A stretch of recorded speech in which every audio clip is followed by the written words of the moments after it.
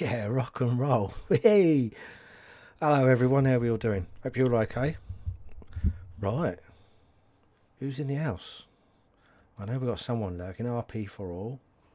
Red pill for Al. Red pill, red pill fool. Right, you're all in the house. Cool. Okay.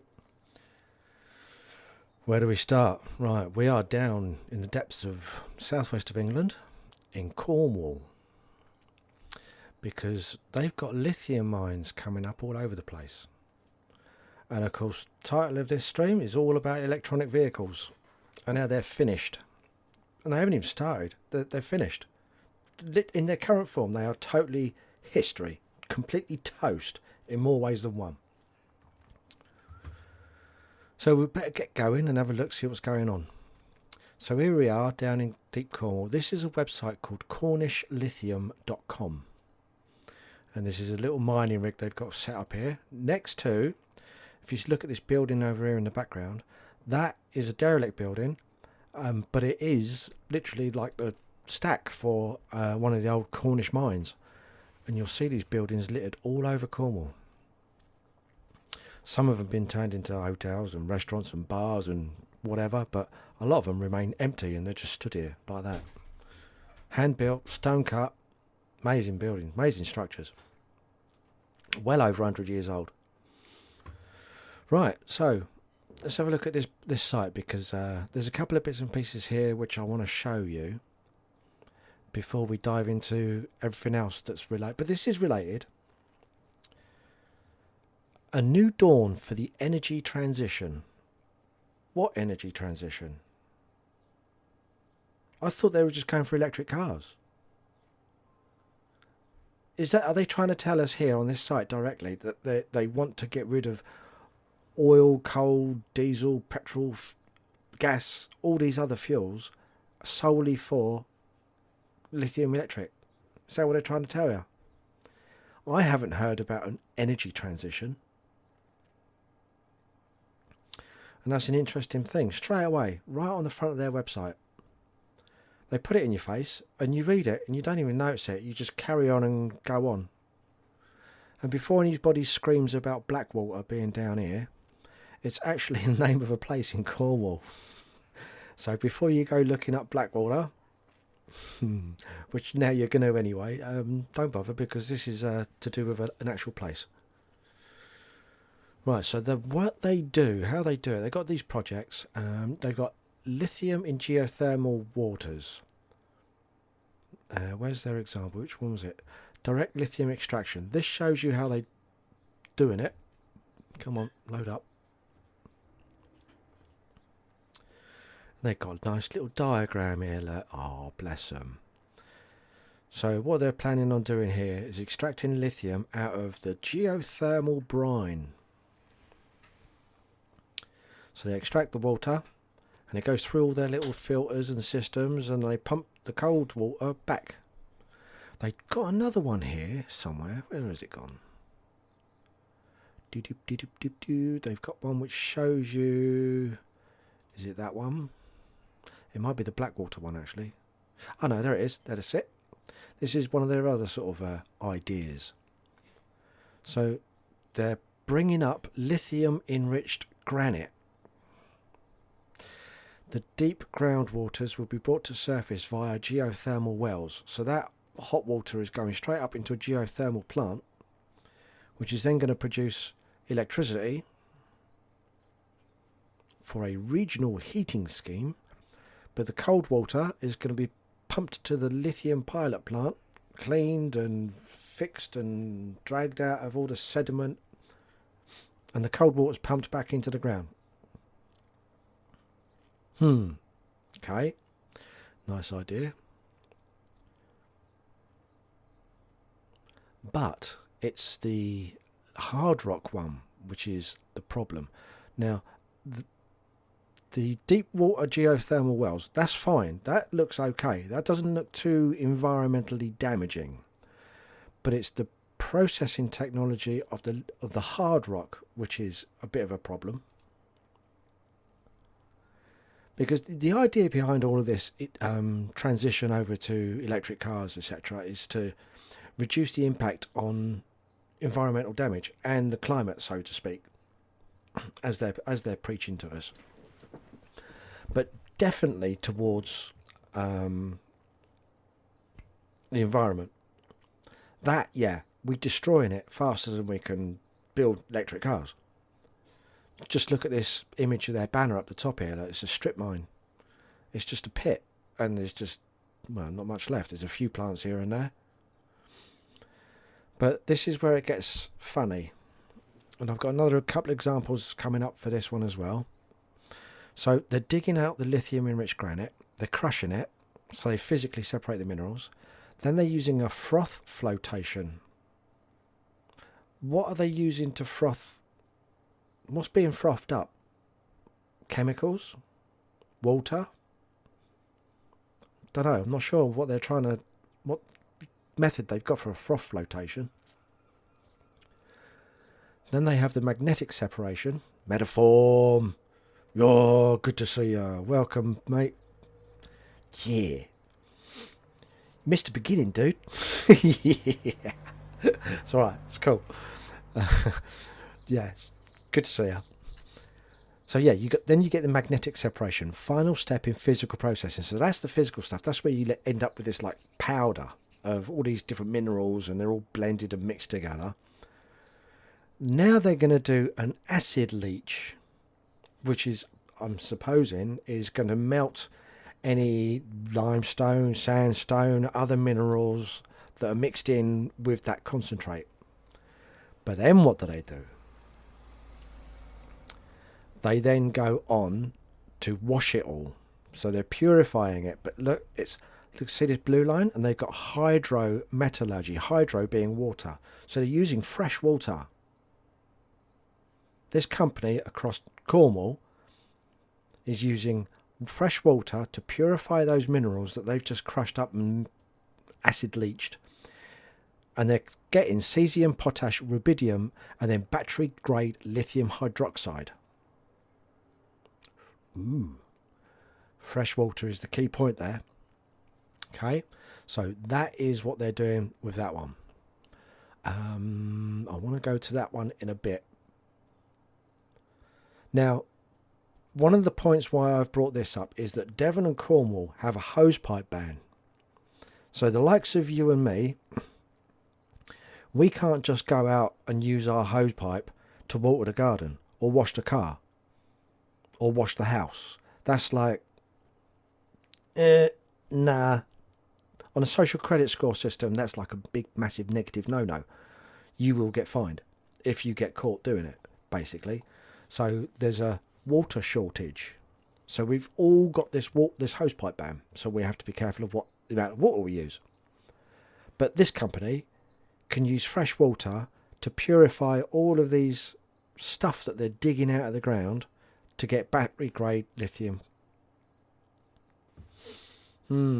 Something smells fishy. Something smells fishy there. So this is why I'm mentioning this CornishLithium.com company. Showing you the process of what they do, how they're doing it. Don't need to show the why. We all know why. Then we're going on to like all the renewables, like the solar grids, the panels, and the wind turbines. Wind turbines, they turn them off if it's too windy. And I've even seen them spinning when there's no wind. How does that work? Sunshine versus the grid. Why the Czech Republic had to shut down their solar plants over Easter. Engineers worldwide are working on how to store the energy generated by renewables. A Czech energy company has been forced to unplug hundreds of solar panels after they generated more power than the grid could handle. Wait, what? How do they work that one? That's a nice sticker, mate. I like that one. Whoa. Coolios. That you distracted me now. Yeah, so why are they shutting them down if they can't store it? Surely, like, how do you store electricity unless there's batteries? They've got to be putting it into batteries. So they run out of batteries. You can't put electricity into a bucket and hope you can pour it out later. So why did they have to unplug them? What happens to that excess energy? What does it do? Break the system? Can it get overloaded? I don't know. I'll bet you an hour later when it clouded over they had no power, so they had to turn the coal plant on. Talking of which, oddly enough that I say that, Britain fires up coal plant as solar panels suffer in hot weather. Yeah, you can't make it up. The rush to turn on air conditioning during heatwave causes spike in demand for electricity. Now, they turned the solar panels off. I can't show you the rest of it because it wants me to sign up, and I ain't going to sign up, but I have read it somewhere else, and I can't remember why I got this link. Anyway, it turns out that these solar panels in Britain... Hello, Kiz. Good to see you. Welcome. Yeah, it turns out these solar panels in Britain, the silica inside the panels was suffering badly because it was too sunny. So they fired up 2 coal power plants in order to supply the national grid with power whilst they shut down these solar panels. That don't make sense, does it much? That does not make sense at all to me in any shape or form. Why? I mean, one excuse is that they can't store enough energy, so they turn the solar panels off. And the other excuse is they turned them off because the sunlight was too sunny and it was damaging the panels. If you can work that out, answers on a postcard, please, because that's just totally nonsense. Now, going back to mines and the use of water, this is a rather interesting little video. Now, I've just shown you there with the CornishLithium.com, their website, how they use fresh water to wash all their stuff. This one's good. Listen.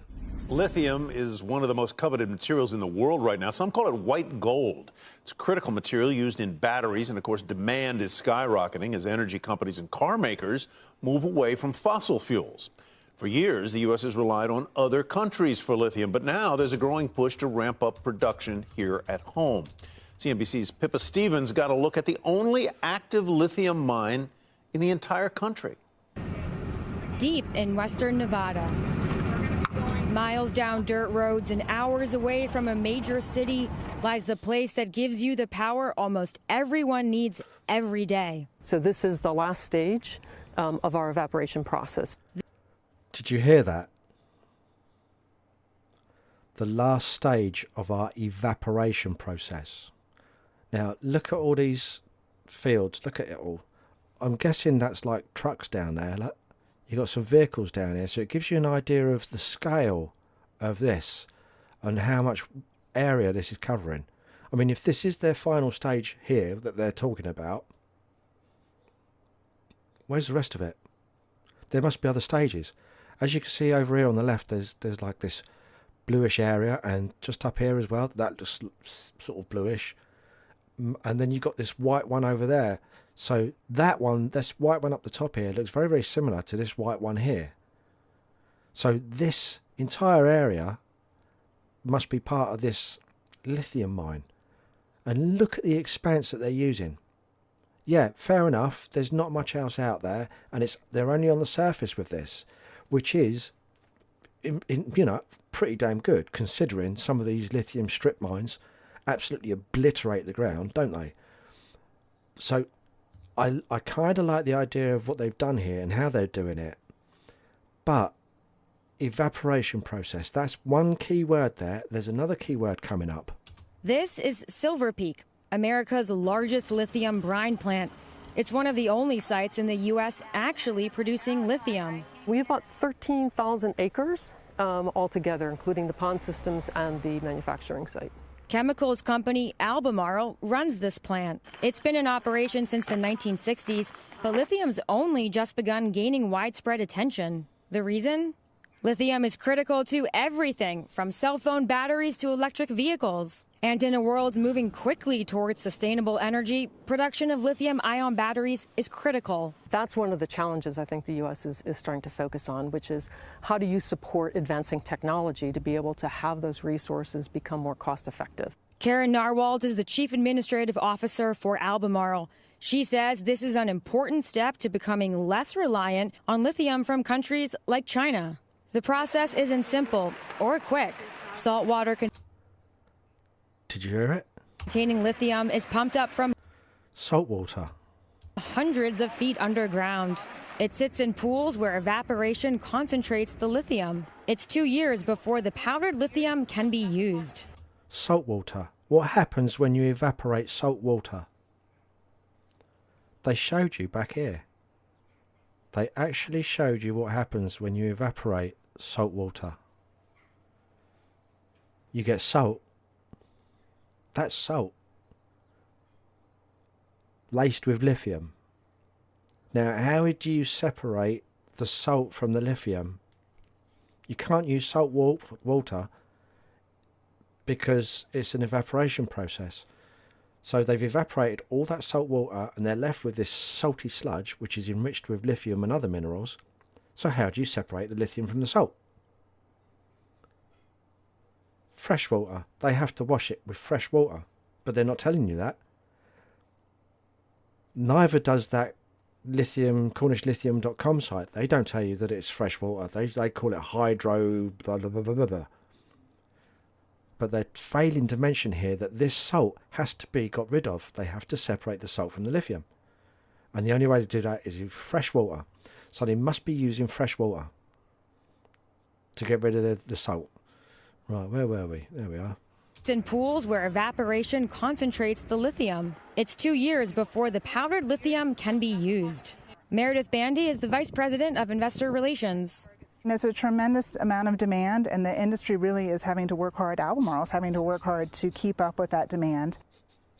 And some say demand for lithium is set to outpace supply amid ambitious EV goals, Tyler. So, Pippa, when will U.S. production ramp up? Well, this is a slow-moving industry. It takes at least 5 years for a new mine to be up and running. Many permits and environmental reviews are required since mines can be damaging for local ecosystems. But there are a handful of lithium sites in the U.S.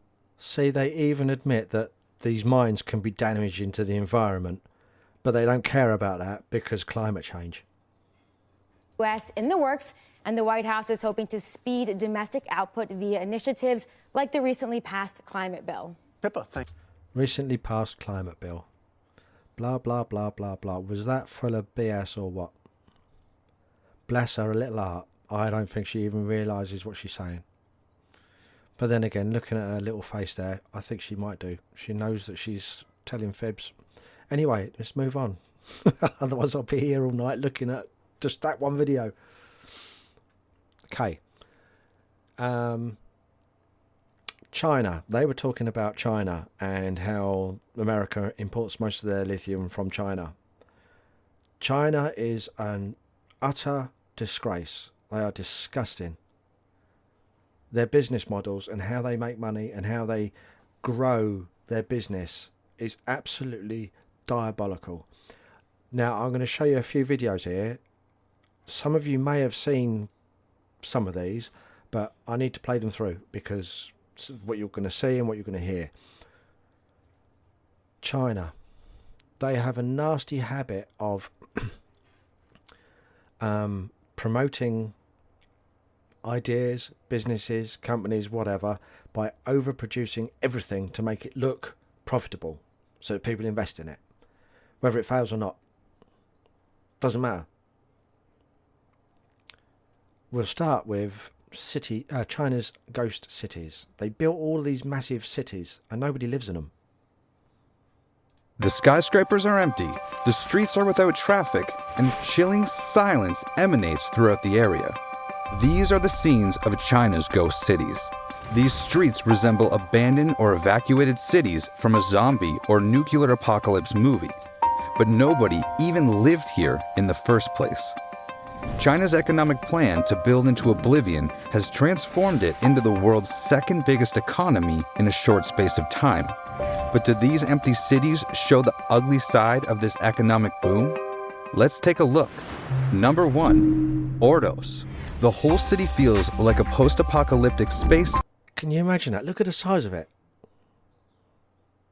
Look at the size of that. Station straight out of a science fiction movie.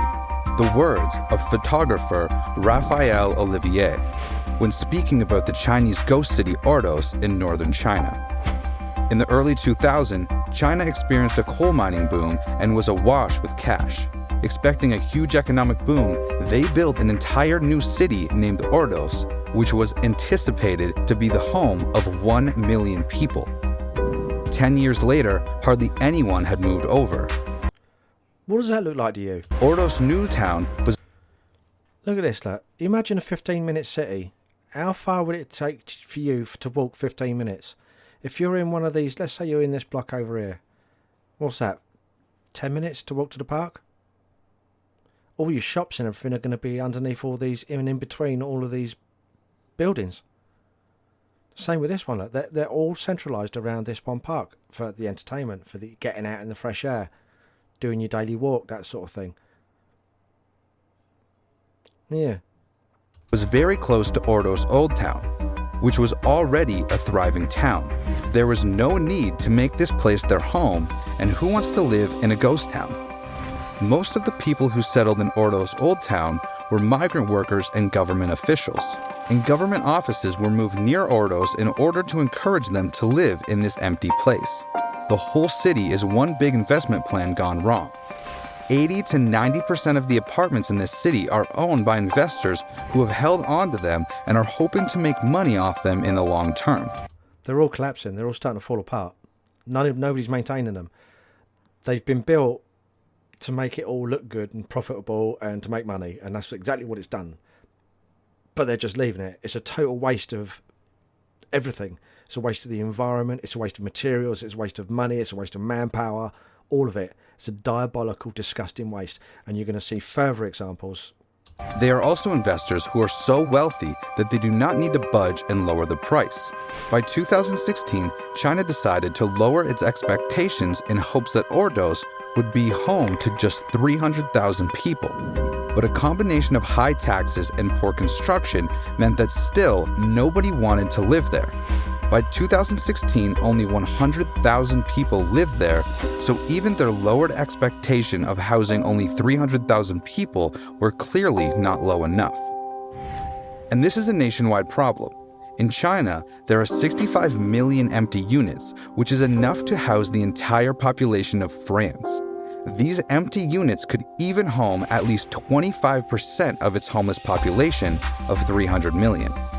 The reason why there are so many homes is that China's middle class views property as a safe investment. They are not allowed to invest outside of China, so having more than one home is a safe way of keeping your life savings intact and invested in brick and mortar. China's real estate sector is also a huge part of its economy. The country wants to continue growing its economy, so it also needs to continue growing its real estate sector. And the only way to continue growing its real estate sector is to continue building and building. In the center of Ordos are 2 horse statues, representing the traveling nomadic culture of its region. It turns out they want to travel anywhere but here. Number 2, Junming's ghost neighborhood. Sometimes the phrase ghost cities doesn't always apply to what's happening in these areas. What often happens is that there are ghost neighborhoods within a city. Junming is a city with a population size equivalent to Madrid, but there are certain neighborhoods where there are little or no people to be seen. Not much has happened in Sunshine City in Junming. In fact, the most exciting thing that happened inside the city was in 2021 when 15 skyscrapers were demolished, having stood unfinished for several years. Construction was started in 2011, but the developer ran into debt and building simply halted in See? Utter disgusting waste. All of it. It's just... all because they want to make profit and money and make themselves grow the economy. And that's all it's about. That's all they've done. Totally useless. 2013. Also in Zhenming is Evergrande Spender City, which is a group of buildings meant to house 60,000 people. In 15-minute cities. Although official media outlets claimed that 30,000 people lived there, all of the shops and stores were closed, as well as its kindergarten and hospital. And Evergrande is the name of one of China's biggest property developers who have currently racked up mountains of debt. Evergrande? Evergreen? The developer owes $300 billion of debt, which is more than the GDP of Portugal. They have just continued building, and the debts have continued piling up. Number 3. Tianducheng, China's Paris. One of the most peculiar ghost cities is Tianducheng. The idea of living inside a city inspired by Paris in China seems like a great idea. The only problem is, they were not only inspired by China, they simply replicated it. If you saunter through Tianducheng, you will find Parisian facades and lovely cobblestone streets. Without any hint of subtlety, they have also literally recreated the Arc de Triomphe, Champs-Élysées, and the Eiffel Tower. They've got more money than sense, haven't they? This has been known as duplictecture, where you make exact replicas of historical landmarks. To some people, this looks quite tacky, but to others, it's a way of visiting Paris without traveling too far. The town's original plans were to have 10,000 residents. In 2021, they had 10% of this figure. Most of the people are curious visitors from nearby Shanghai, so why is it a ghost city? Tianducheng is so committed to replicating Paris that the cost of property in this area is also incredibly expensive, and not many people can afford to live there. And of course, Paris is something you can't just replicate. Number 4. Yuzhipu, China's Manhattan. Yuzhipu was China's attempt to replicate Manhattan. A promo video for Yuzhipu leads with a mocking description of major American cities. What an incredible skyline. Thank goodness it's missing the tons of homeless people, drug addicts, graffiti, trash, street gangs, and ragtag street vendors. And the video is technically correct. There are no homeless people, gangs, or drug addicts. The only problem is that there is not much else there either. There is no rush hour traffic of people going to and coming from work. The streets are not littered with crowds, and the buildings are the only thing that resembles modern-day Manhattan.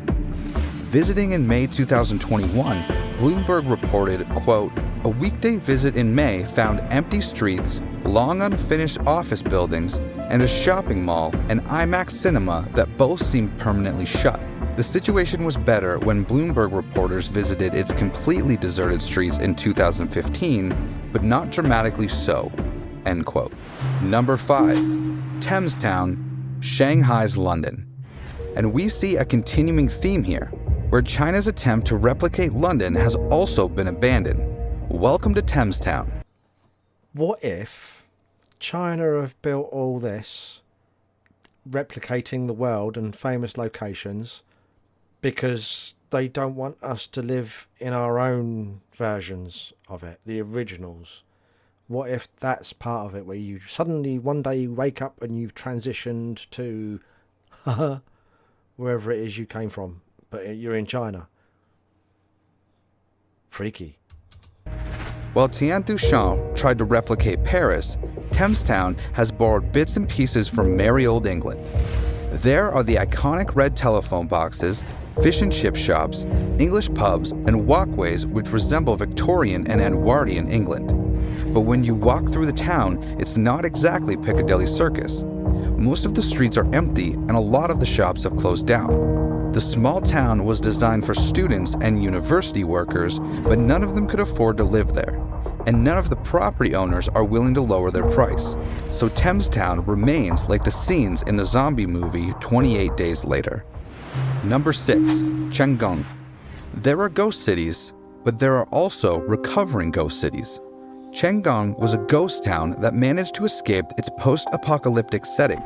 In 2003, Chenggang was transformed from natural farmland and rolling mountains, but by 2013, the place had built a city nobody wanted to live in. But today, Chenggang is only a ghost city during the winter break, as the city has transformed into a living space for students. A cluster of 7 colleges are now situated in the area, a move which has bred new life into the area. The city is by no means full or anywhere near as dense as a big city, but bit by bit the place is gradually transforming. There are night markets, street vendors, and young people socializing on the weekends. International stores such as H&M and Zara have even set up shop in this city too. Number 7. Pudong.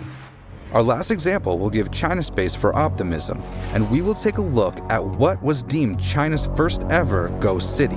Pudong is just outside Shanghai and was destined to become a brand new financial district. This city was built in the 1990s and was sneered at by critics all across the world.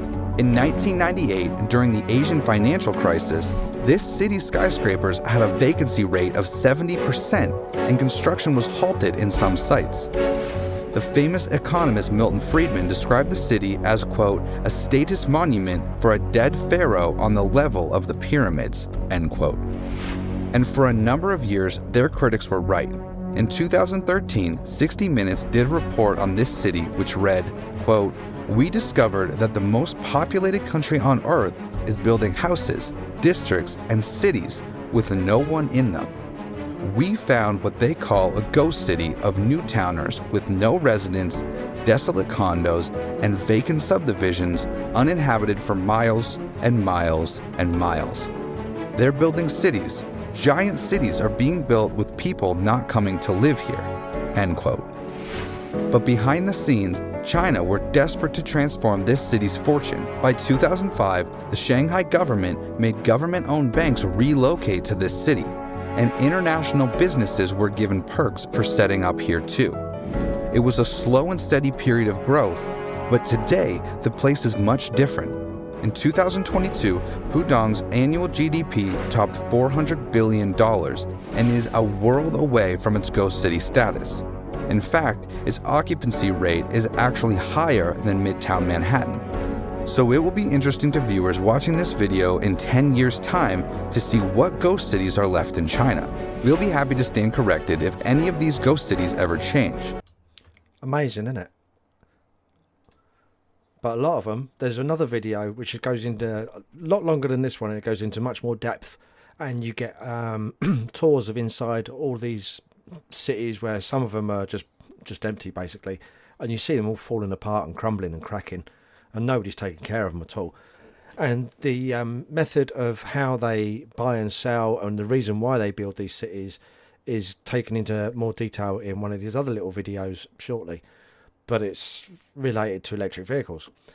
So now what I want to show you is another example of exactly the same thing, where China just keeps on making stuff to make themselves world leaders in whatever it is they're trying to achieve.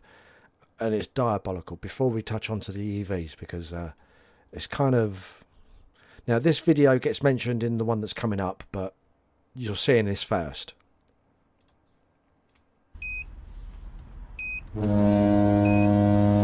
Recognise that place? We've just seen it. Just seen this place, haven't we? Now look at all this. Guess what that is? Bicycles. Millions and millions and millions of bicycles dumped. China had a like a bicycle scheme going on, so they mass produced all of these bikes, and nobody wants them.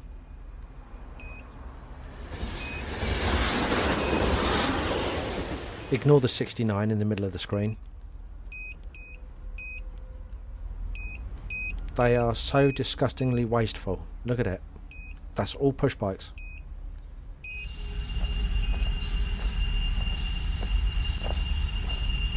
This is insanity.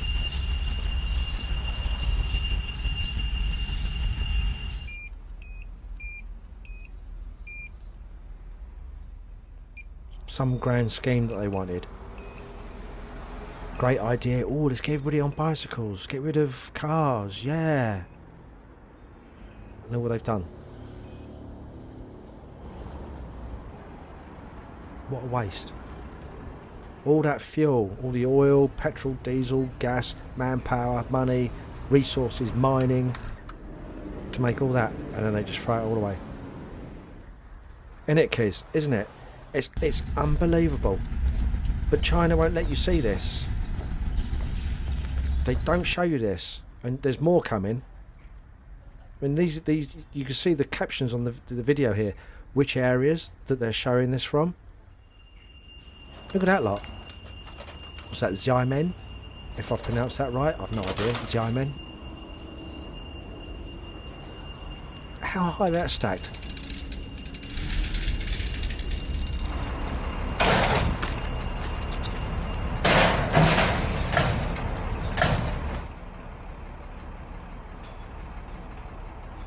Awful. Imagine every single spoke, every chain link, every tyre, every brake caliper, every seat, handlebars, little ring bells, baskets on the front or the back, all there. Fuzhou? Guessing.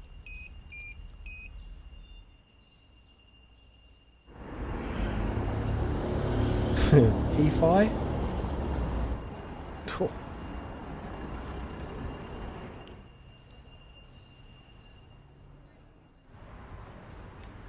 Looks like these were sports grounds. Man.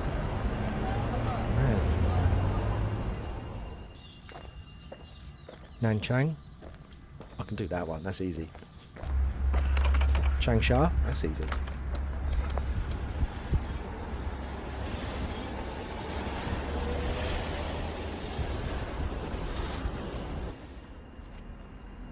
Wuhan. Whoa, Wuhan. Blimey.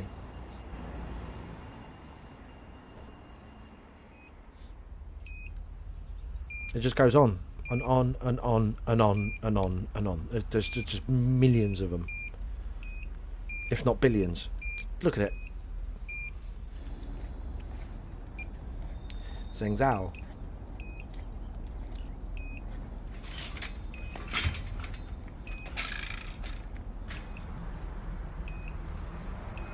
Xi'an.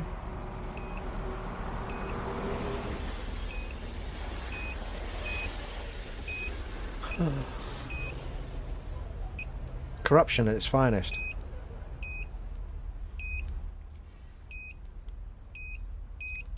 Greed, desire, want, all of it.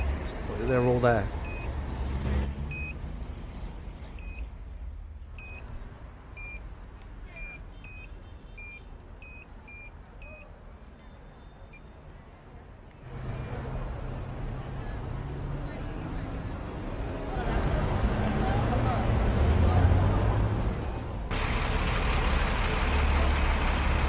I pity these guys. Really feel sorry for these guys that are stripping it all down. Having to recycle it all. It's just stacking it up for the minute, emptying the lorries. There'll be another lorry coming in with more on the back of it.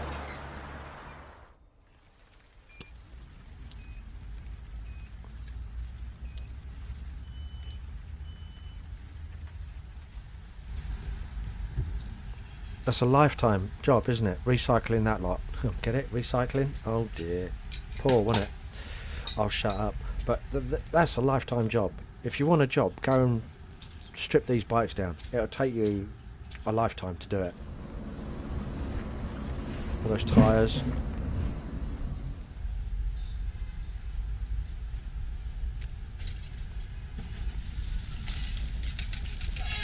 So you've seen it with the ghost cities. You've seen all those buildings and all those structures and all those streets and everything all laid out and built. Nobody living in them. I'm surprised some of those blocks over there are empty as well, to be honest. Now you've seen all of these bicycles from all these different regions just piled up, mountains of them.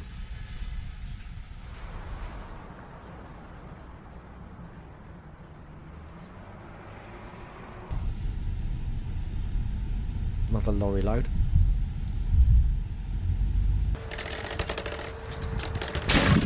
Yeah, I'd do that and all. I was like, oh no, another one. Right, so now all we're going to see is these guys stripping these bikes down. So that's basically all we can see for the next so many minutes. They're just going to strip these bikes down. There's no point in us watching these guys do this. So, but that's what's going on with all these bikes. It was a scheme that China had set up. They produced all of this stuff. Yeah, Matt, innit? It's absolutely awful. First with the cities, now with the bicycles. It don't make sense. It doesn't. It does to them because of their they want to be dominant in the business world, and this is how they're doing it, by building and constructing all this stuff. And bang, now you're going to see it with the cars. Okay, this is where we've gone now. We're going like full circle. We've gone from to this, round from the cities to the bikes to this. 满场地的新能源， All of those are 1 electric 万台 cars. 车。 This is a field of over 10,000 Neta V Chinese EV cars that are rotting away. One field, 600 10,000 多台 cars. 啊，21年的，都是50公里以内啊，上牌新车。 And this man has just exclaimed that these BYD cars, all 2021 models, have less than 31 miles on them. Just like that field of 10,000 cars, they all have license plates on them, they're all fully registered, and they've been put away to rot. Yes, all of these cars have been left to rot. Why on earth is China throwing away entire fields of electric cars? He will go on. This guy's very, very good. He spent many years living in China. He can read and write and speak Chinese very, very well.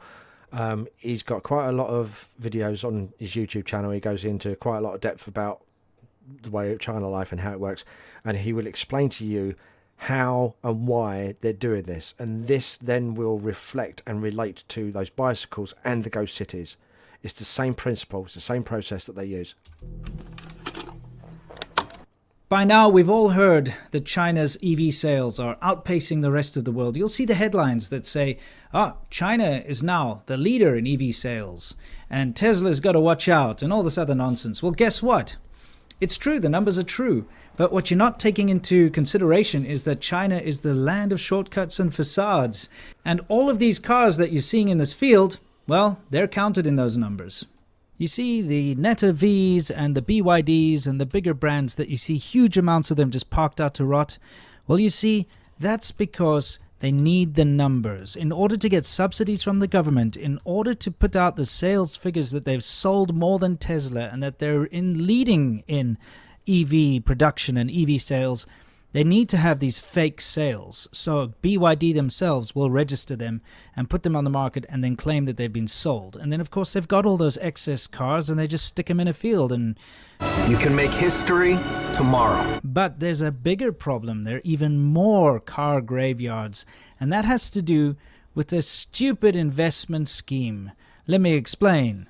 In China, very often you get these fly-by-night investment schemes. Someone comes up with a good idea like bicycle sharing, for instance. And guess what? People jump on the bandwagon. They raise a bunch of investment capital. They start a company. We saw it go absolutely crazy with the shared bicycle schemes. We covered this on the China show where we showed these mountains of bicycles that had been discarded because the companies knew that if they pumped these bikes out, they'd keep getting investment. So they just kept pumping them out, even when it wasn't financially viable, because like a Ponzi scheme, you just keep getting your investment money in, and all of these bike companies pretty much shut down except for 2. And a lot of the people that started these bike companies ran away with the investment money, never to be seen again. The bicycle sharing schemes kind of came to an end in late 2018. And then suddenly, and because the bicycle sharing investment scheme had now disappeared, people stepped in with a new investment scheme for shared vehicles. And this time it was for electric cars. Now, there's this fantastic video, which I'm going to link below in the description. You can see it in the background here. But there's a documentary filmmaker who went and took drone footage of the shared bikes. And he made this video called No Place to Place in 2018, where he showed all of these massive mountains of the shared bike failures. But he then went in 2019 to film the fields of abandoned electric vehicles. So this is No Place to Place 2. And what you're seeing are these fields of shared cars. You see, the idea, like shared bicycles, would be that you have an app. And if you need a car, you can look in your app and see, oh, there's a shared car nearby, a shared electric vehicle. And you go and you unlock it with your app and you can drive to your destination and then lock it again. It's actually a very nice idea. It's not a bad idea at all. But that's one of the ways that they can get rid of petrol and diesel cars, is by having all these bicycles or electric cars just dotted everywhere, so that anybody could just use their app and get into the car and drive. But then, of course, that app will be locked into your social credit system. So no matter, even if you are driving and you feel that freedom of being able to drive, you're not free. You're still in that system. You can't steal the car because somebody knows you've got it. There's no point in stealing the car because everybody's got one. So that's locking you down and down and down, step by step by step by step into that system. But of course, because it's all a money grab and it's a ridiculous scheme and a Ponzi scheme type situation in China, they just pump these things out without doing proper market research, without actually seeing if it was viable or not. And so the end result is fields and fields of thousands of hundreds of thousands of abandoned vehicles that are now going to rot. Now, this is where it gets insidious. These cars are electric vehicles, and that means they have batteries in them. So not only have you created a lot of waste by developing cars that are not going to be used and that are going to be left to rot, I mean steel and glass and liquids and chemicals and all the rest that goes into it, but the batteries, everybody knows that these electric batteries that are used in electric vehicles are incredibly complicated and require a lot of very dangerous mining and chemical processes to create. There are human rights atrocities attached to making these batteries, if you want to look into it, child labor, slave labor, that kind of thing. But the detriment to the earth in mining all of these chemicals and all of the materials needed to create these electric vehicle batteries is just insane. Yeah, strip mining, for example, and those salt flats, which I showed you earlier, where they're doing the evaporation process, that land could be used for something else, but you know, where it was fine, but to an extent. But yeah, we are literally killing the planet to save the climate, and none of that makes sense.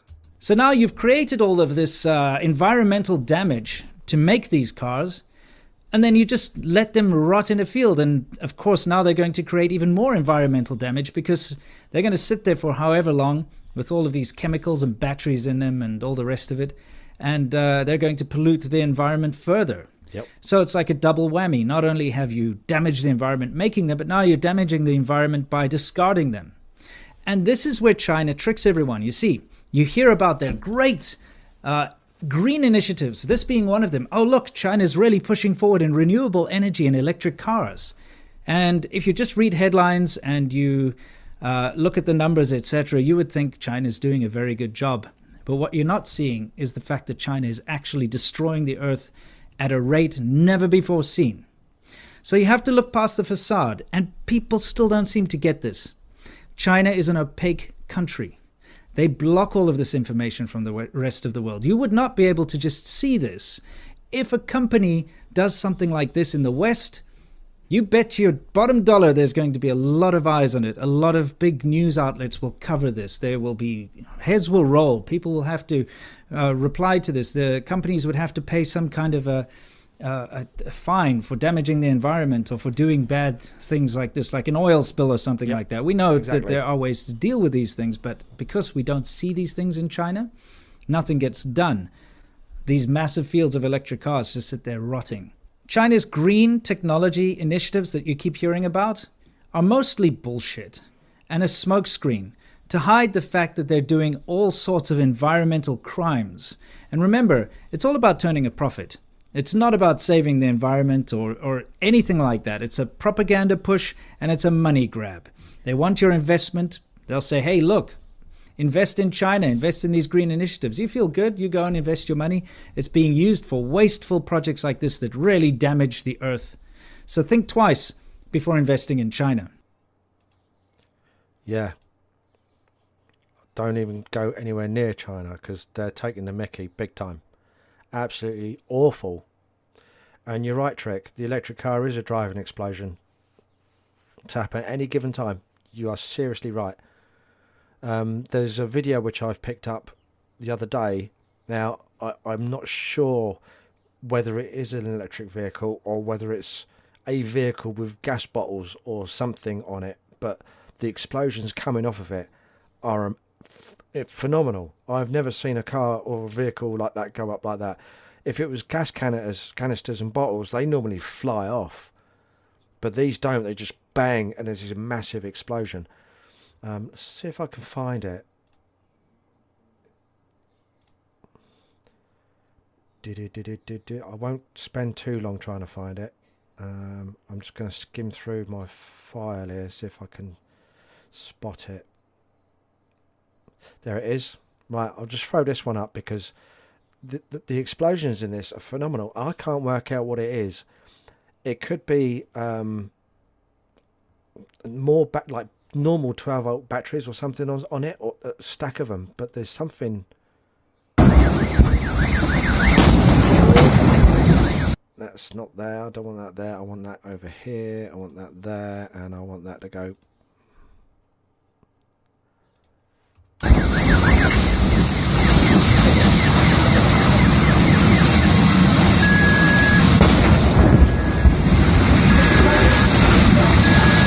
See, the funny thing is, look at these jets of flame. It's burning like it is a lithium battery vehicle that's shooting out everywhere. Look. And it's fierce, and this is exactly how these lithium batteries burn. So I don't think this is like gas bottles. It could be a lorry carrying lithium batteries for all I know, but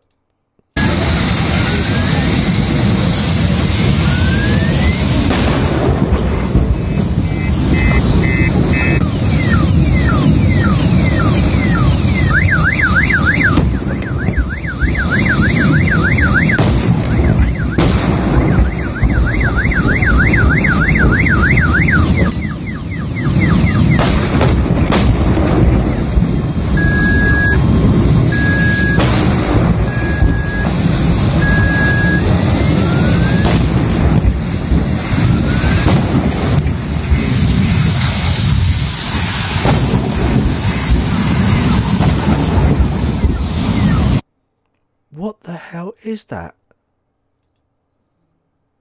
What on earth is that? Because that's just phenomenal.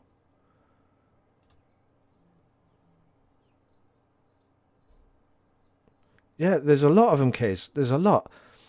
Right, so you're going to see some more now because of I've been following all this. Right, this is covered up. China's electric car safety. You're being sold a lie. This is the same guy again. This one is 12 minutes, this one. We've got a few more to go through yet. Yeah, should we go? We're cool. We're cool. We've been sold a lie about everything. Not just these cars. Everything. Explosions.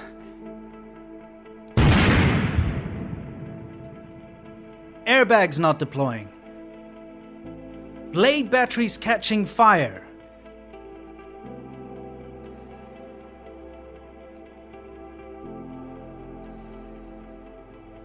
Driving assists failing.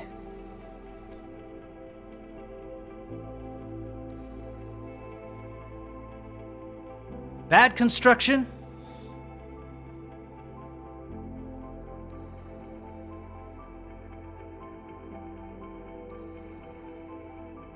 What do these all have in common? Well, they're all happening in 2023. This year. And they're all made in China. And they're all China's EV flagship automotive darling, BYD. If you're interested in EVs, you know about BYD. BYD. BYD. So I have a question for you. Prior to my previous video, have you ever seen a BYD on fire? Or heard of BYDs catching fire? This is a legitimate question. Did you know that BYD's flagship cars, especially the ones equipped with BYD's new high-tech and safe Blade battery, were spontaneously combusting and their most basic safety features failing? I'm not joking or trying to be facetious here. The BYD Han. This is a new BYD Han. BYD Han is BYD's top-of-the-line flagship model, and it only comes equipped with the new Blade battery, according to BYD's official website. So why is it that I have so many videos of their cutting-edge car either catching on fire or failing terribly? Here's some BYD Huns catching fire.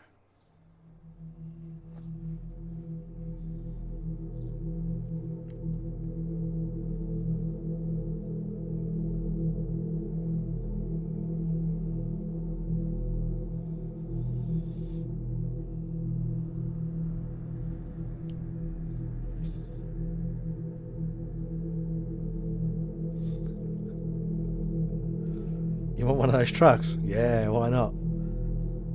Yeah, and get locked in just after a crash when the airbags don't go off, and then just sit there and wait to get roasted. Here's another catching fire whilst charging. Here's one that was in an accident and the airbags didn't deploy. No, seriously, take a look. Both the rear and the front were badly damaged, the core supports bent and damaged severely, and yet none of the airbags deployed. This is the BYD Han. BYD Han. Here's another that burst into flames after rear-ending someone, and not even that badly. I can tell you that these are certainly not quirks and features that I'm interested in. Now, before we get into some serious footage of burning BYDs, my wife's going to come in with a quick word from today's sponsor. Spring is in the air. There are a few things in life that stick with you no matter where you go. Something that becomes an inseparable part of your everyday life and who you are. It could be a piece of jewelry, a style of jeans you wear, the way you cut your hair. Maybe it's that Swiss Army knife you've been carrying around since you were a kid. Well, I can tell you that my Extra wallet has become one of those things. Oh, adverts. I've been carrying... Shut up. Bloody advert. God, let's skip that. That's good because that shortens the video a little bit. Second question for you. Have you ever seen a Tesla on fire or heard about Teslas catching on fire? I bet you have. A Tesla Model S Plaid burst into flames earlier this week while the owner was driving it. A Tesla in Scottsdale catches on fire not once, but twice. It took over 6,000 gallons of water. 6,000 gallons of water to put these things out. That one car. Now, this is another thing. This is another use of the fresh water. So we've gone from a hosepipe ban in parts of the UK, like Devon and Cornwall, for example, to a Cornish lithium mine that requires fresh water, to an American lithium mine that does a saltwater evaporation process that needs fresh water to separate the lithium from the salt, but they haven't told you that. And now we're using fresh water to put out car fires.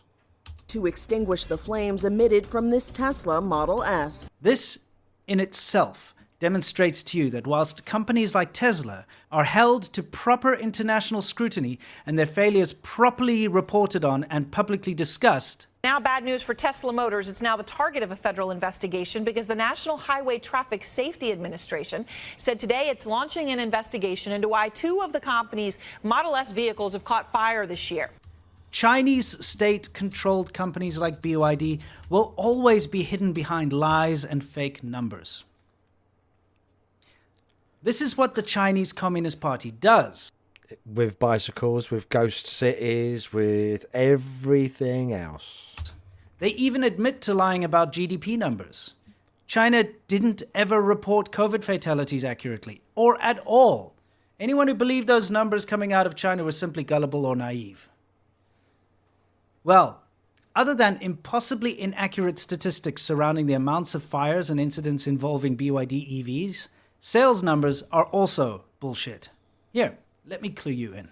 You'll hear a lot about how BYD is outselling Tesla and selling massive amounts of BYD EVs in China. surpassing all other brands. I mean, there's a lot of hype surrounding this. And of course, this is driving interest in other markets and pushing international markets to take BYD seriously. But what isn't being said is that these sales numbers are dishonest. You see, the sales numbers are actually numbers sold to dealers and not to consumers. But this is China. This Chinese second-hand car dealer shows you how they fake the numbers, at least one of the ways. He's getting these brand new cars that have less than 40 kilometers on them. In other words, it's less than 20 miles on the odometer. And they're being sold as second-hand because BYD has already registered and insured them. So the insurance numbers and the registration numbers look like legitimate sales to consumers. But he gets them brand new to sell as second-hand cars for a slightly reduced price. It doesn't take a genius to figure out that the numbers are incredibly suspect, and until independent verification can take place, which in China is an impossibility, we will never know. Never going to happen, is it? Now, let's look at some BYDs burning. I can read and speak Chinese, so I'll break these down for you. On the 20th of April 2023 in Shanxi, Xi'an, this BYD Tang spontaneously caught fire and burned into the night. On March 4th, 2023, in Yiwu, Zhejiang, this BYD Leopard caught fire in a parking lot.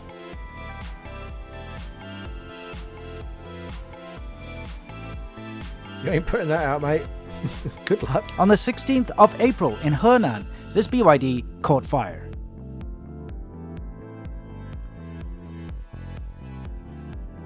On the 25th of February, in 2023, in Quanzhou, Fujian, this BYD violently caught fire.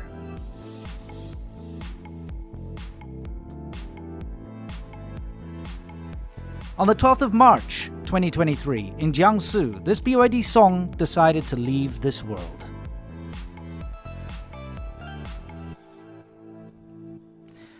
On the 27th of February, 2023, in Huanggang, Hebei, this BYD Song Plus burst into flames in a residential parking lot. In a residential area. The original video poster said the rims were a BYD, but the model is unclear. Yeah. The man posting this video explains that this parking lot does not allow large trucks or specifically BYD EVs as it goes against their no flammable materials rule. They're doing something similar to that. I'm not sure if it was the UK or the USA, where you can't park an EV in a multi-storey car park or an underground car park. No, multi-storey, because the EV vehicles are too heavy. I think it's more to do with them catching fire, and you can't get a fire engine into a multi-storey car park. That's what I think it is. It's got nothing to do with them being heavy. I think if they catch fire, that multi-storey car park has had it. On the 17th of February in 2023, in Tianjin City, a BYD Didi catches fire on the road. On the 28th of March 2023, in Puyang, Henan, this BYD van self-immolated. On the 15th of March 2023, in Haikou, Hainan, this BYD Tang caught fire. Handan, Hebei, on the 16th of February, this brand new BYD burst into flames. This BYD Han, well, its interior caught fire near the seatbelt clip on the 15th of April 2023 in Guangdong.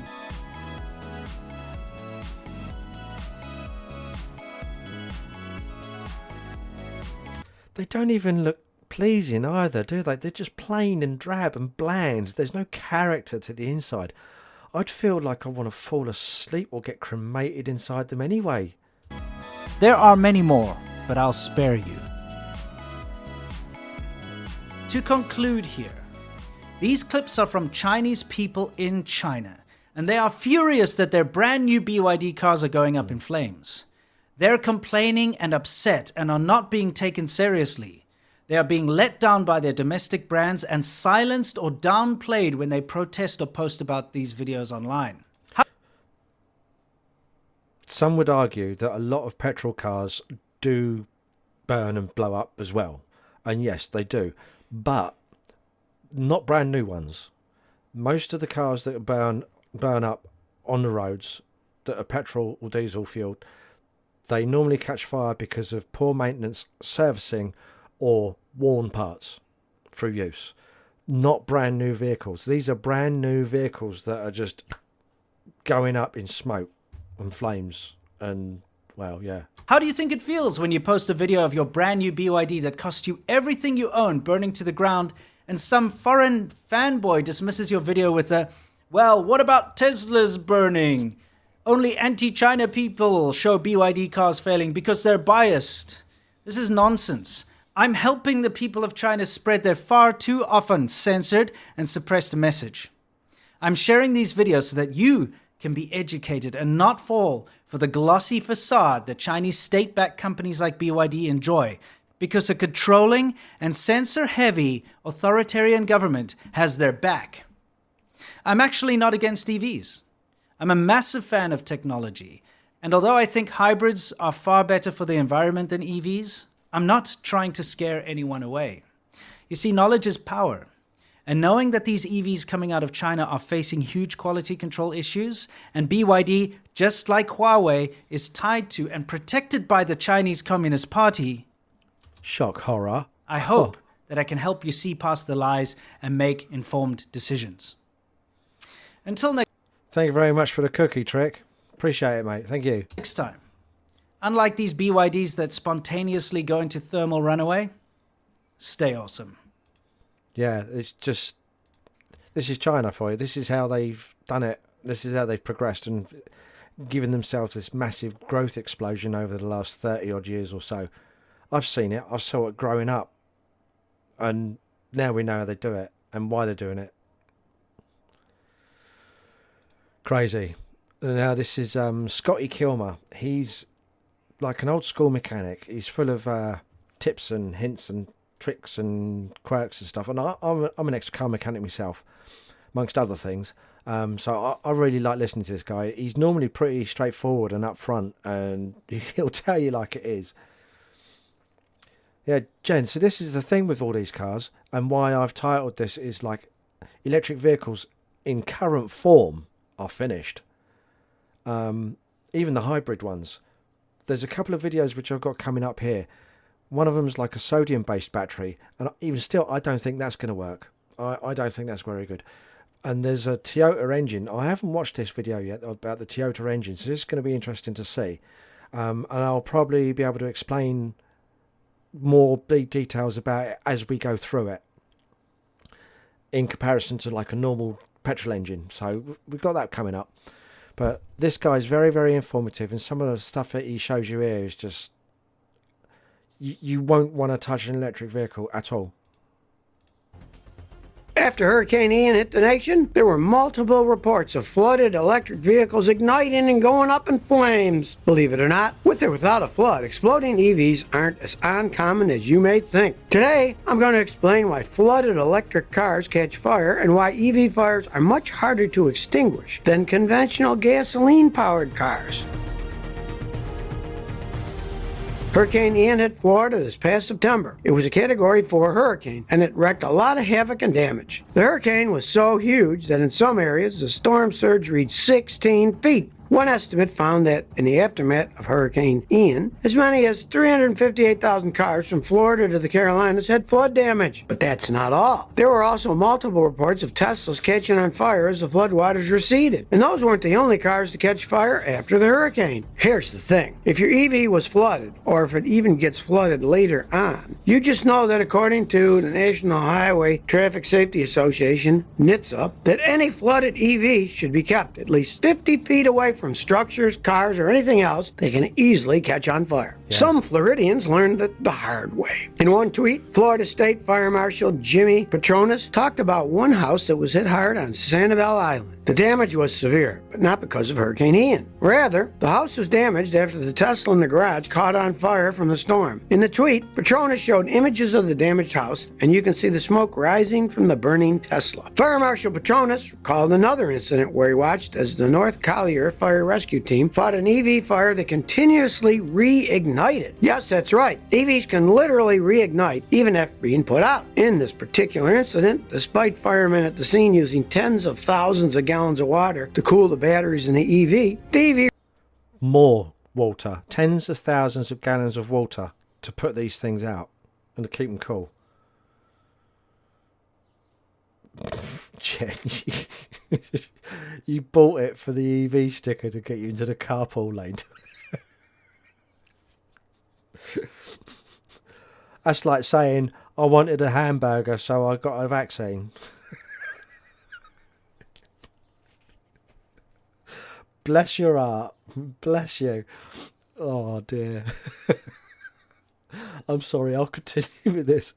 He reignited itself over and over again. He described the first-hand experience as surreal and scary. When the firemen thought they'd finally put out the fire, it lit again with vengeance. And even as the EV was being towed away by a tow truck, it caught itself on fire again. After Hurricane Ian, reports of EV fires got so bad that Florida State Fire Marshal Jimmy Petronas issued a letter to over 30 EV manufacturers. In the letter, Petronas urged EV makers to step up, demonstrate leadership, and partner with the state of Florida and local officials in this recovery. He understood that any EV that had been submerged in hurricane salt water was a fire risk. He added that the unfortunate reality that we see today is that there's a population of vehicles that can spontaneously combust at any moment, and countless first responders are put at risk, not to mention American households. Who knows how many countless more will be put at risk because of spontaneously combusting EVs. Put simply, flooded EVs are like ticking time bombs. Despite all this, Petronas only heard crickets chirping. EV manufacturers were nowhere to be found. I can certainly imagine his frustration. The thing is, human lives are at stake. Secondly, many EV companies receive subsidies from taxpayers. So you'd hope that EV makers would react immediately to acknowledge and address the matter somehow. Naturally, you're wondering, why do they start on fire at all? After all, normally water puts out a fire, it doesn't cause it. Well, here's the thing. There are two parts in play here. First, you have the lithium-ion battery in an EV. Next, you have a hurricane. Hurricanes are the most violent storms on Earth. Typically, they form near the equator over warm ocean waters. And we all know the ocean contains salt water. Now, when salt water gets into a lithium-ion battery, that's bad news. Salt bridges form within the battery pack. All that salt water begins to seriously corrode the battery components and even the wires inside an EV. That then causes a short or even the wiring to get exposed. Once that happens, one simple small spark is all it needs to ignite a fire that quickly engulfs the electric car. Let's put it in perspective. Which is more likely to catch fire, a traditional gas-powered car or an electric car? Most EV manufacturers will tell you their vehicles are no more likely to catch on fire than a gas-powered car. For example, Tesla claims that gas-powered cars are 11 times more likely to catch fire than EVs. But is that the truth? Well, it depends. If we're talking about what's more likely to catch fire after a collision, well, definitely it's a gas-powered car. But if we're talking about which type of car is the most fires reported in general, the answer may surprise you. It's not gas-powered cars. It's not EVs either. Actually, it's hybrid cars. Gas-powered cars are the second most likely to catch fire in general, and EVs are the least likely to catch fire of those three types. When it comes to EVs and hybrids, the batteries are usually the culprit for any fire, not their wiring, at least not in the newer models. Both hybrid and battery electric vehicles, recalls after fires are usually all related to battery issues. On the other hand, gas-powered cars are usually caused by fuel leaks, electrical shorts, or anti-lock braking systems. Now, just because an EV fire is technically less common than gas-powered car fires, that doesn't make them less dangerous. The truth is, EV fires are a whole lot harder to extinguish than fires of a traditional gas-powered car. The reason is, EV chemistries cause far hotter electrical fires that reignite because of the physical properties of the battery housing. Now, the average gas-powered car that catches fire usually takes about 300 gallons to extinguish. But EVs is a different story. Tesla said that anywhere between 3,000 to 8,000 gallons of water can be needed to extinguish the Model S. It's a lot more water. Now, that's what Tesla states officially. But look at a Tesla that caught fire in Houston in April 2021. Houston firefighters needed 28,000 gallons of water to permanently extinguish that fire after it reignited twice. Believe it or not, an EV fire can last for hours. 28,000 gallons of water. Hours before it can be finally put out. Firefighters are still learning the best way to extinguish EV fires. And even when an EV fire gets put out, remember, it can still reignite even after 24 hours. And in some rare cases, even after weeks. Earlier in this year, 2022, a massive cargo ship named the Felicity Ace caught on fire as it was crossing the Atlantic Ocean. The ship burned for days just off the coast of Portugal's Azores Islands until it finally sank. Now, the cause of the massive blaze has not been published officially, but a captain in a nearby port said that the reason the fire lasted so long was because of the special cargo it was carrying on board, which was electric vehicles. We're talking about electric Porsches, Bentleys and Audis to be exact. Really expensive ones. And there were about 4,000 of them. The lithium-ion batteries inside the EVs basically canceled out any efforts from the tugboats that were spraying the ship with water. Now we all know that zombies aren't real, but when it comes to Tesla zombies, those are apparently real. I'm talking about the Tesla Model S that was sent to the junkyard for scrapped after a vehicle accident. But then 3 weeks later, the EV came back to life, so to speak, and caught fire. This happened just this past June. The Sacramento Fire Department said it was unclear how or why the EV battery randomly caught itself on fire. Even more interesting is the way the firefighters put out the fire. First, they created a pit with dirt. Then, they placed the Tesla in it and filled the pit with water. The total time it took them to extinguish the fire was over an hour. If you think that's a crazy story, you haven't heard anything yet. It gets crazier. Rewind 2 summers ago in June 2021. It was just another typical Tuesday in Pennsylvania. The $129,900 Tesla Model S Plaid had just been released. Just 3 days after release, a driver took it out on the road, only to notice smoke coming out of the back of the car. Of course, the driver tried to get out of the car, except the electric door system failed. He was stuck. The driver was eventually able to manually force open the door. After he got out, the car continued to move another 35 to 40 feet before it burst in a fireball. It took firemen over 3 whole hours to kill the fire. The reality is that it can happen to almost any EV, regardless of brand. The only reason why people hear about Tesla fires is because Teslas are the highest selling EVs out there. And we see more Teslas on the road than other EVs. And the propaganda machine, the MSM, doing their thing of trying to knock him down and discredit him and totally destroy his company so that the corrupt politicians can bring in the Chinese crap. That's why when there's an EV fire, with or without a flood, of course, chances are it'll be a Tesla in the United States. The complexity with EV fires has to do with the lithium-ion battery. Right now, it's the most common type of battery to come standard in most electric vehicles. Some EV companies have begun adding exotic materials to their lithium-ion batteries to improve the thermal characteristics and performance. EV companies have been actively looking at solid-state batteries. Evidently, it's supposed to be more stable and less likely to ignite. But let's get back to Hurricane Ian. Believe it or not, reports back from this past October found that some of the cars that were flooded during Hurricane Ian were actually resold. In fact, if you're shopping for a used car, I always suggest you check the car's VIN number to make sure it has no flood history, and if it does, then avoid buying the car. Here's the thing about flooded EVs. There are safety risks that go through the roof. Salt water doesn't just corrode EV batteries, it corrodes all sorts of important parts and components, whether it's an electric car or a gas-powered car. Anyway, if you're wondering how on earth these flooded cars get resold, you can say there's a tiny loophole in the system. If a car was insured when it was damaged and salvaged due to flood, you'll see that in the vehicle history report when you search by the car's VIN. But if the vehicle was not insured, well, this is where things get tricky. In this case, a dishonest owner can quickly clean. Right, yeah, okay. So we've basically covered the sort of like the fires and stuff on these cars. I just want to show you something here which I spotted. That is a tank filled with water and other stuff, and they've dumped the burning electric car into it.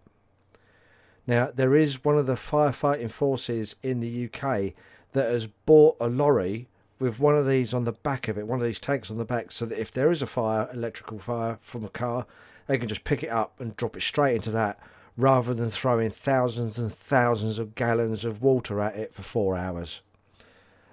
So, yeah, I mean, it's going to go straight into there and it's going to boil the hell out of that water, isn't it? That's going to get hot. Don't know how that's going to work, but at least they'll be able to move that vehicle off the road and at least try and get it under control. So, you know, but it's a shame that they have to go down this route of having to learn all these new methods of putting these car fires out. They shouldn't happen in the first place. Shouldn't happen at all. And then, of course, these fire forces are having to fork out more taxpayers' money to buy vehicles and big lorries with these containers on the back for this thing. Just, it's wrong. It's crazy. I can't see this being sustainable. You've got all that mining. You've got all the problems with the fresh water for separating the lithium from the natural materials. Then there's the manufacturing process. Then there's China leaving them out to rot anyway. Gee, does your head in. Right, before we move on to the other two bits, I want to show you this. This was, I can't remember who forwarded this to me. I think it was Knock My Socks Off who forwarded this to me. This was just yesterday, June the 20th. 4 dead after fire breaks out in e-bike shop in New York City. So, you know, there's people living above, I believe. It is Lower Manhattan. A fire engulfed a Manhattan e-bike repair shop overnight, resulting in the loss of 4 lives and leaving 5 more injured. The fire broke out shortly after midnight on Tuesday near the intersection of Madison Street and Catherine Street at the Lower East Side. Fire officials said over 100 firefighters were summoned to combat the intense flames, and it took nearly 2 hours to finally bring the fire under control. Wow. Wow. They're still investigating as to whether it was the e-bike batteries, but unreal. Absolutely unreal. So moving on, and we'll look to these 2 possible future solutions that could replace these lithium batteries, because something's got to happen. It's possible that, like, what we know and what we've been told and what we have heard over the last 5 years or so, that there's technology out there that hasn't been even spoken of, that nobody has absolutely any idea about, and it's possible that that's all going to trickle in anyway. But until that time happens, something else has to come up. So we'll have a look at this sodium battery, see what this has got to say. China is the dominant force in EV battery production. Climate action is the new buzzword, and why wouldn't it be? One world is all we have. As the EV industry surges, one problem becomes even more apparent: battery prices. Batteries are the most expensive component of any EV, and so manufacturers have been searching for a cheaper, lighter, and more efficient battery. Today, more than ever, we're closer to that dream as the world's 2 largest battery manufacturers, CATL and BYD, have unveiled a game-changing sodium battery that has the potential to revolutionize the entire EV market. So what exactly is this new sodium battery, and when can we expect to see it in action?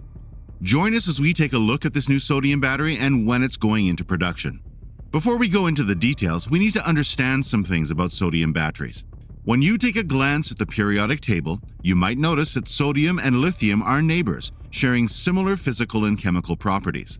But did you know that sodium is over 1,000 times more abundant than lithium? Sodium is a key component of sodium chloride, or table salt, making it relatively easy to extract compared to the tedious process of mining lithium.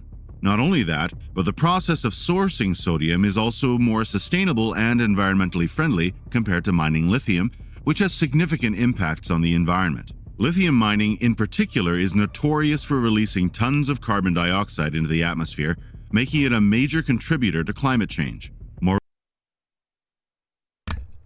Tons of carbon dioxide just from mining it. Yet they want to... The hypocrisy is just sickening. Moreover, the toxic chemicals used in lithium mining often contaminate the surrounding area, including our most precious resource, drinking water. It's clear that the environmental cost of mining lithium far outweighs its benefits. There was that salt again. Another advantage of sodium over lithium is that sodium-ion batteries are easier to recycle and don't require rare earth elements that are associated with environmental problems. By contrast, lithium and rare earth elements are subject to massive shortages and price peaks, which make them an unreliable source for sustainable growth in the industry. Also, the price of lithium hydroxide has gone up from a mere $6,800 per metric ton in 2019 to a staggering $80,000 per metric ton today. That's an increase of over 1,000% in just 2 years. Meanwhile, sodium hydroxide remains below $300 per metric ton.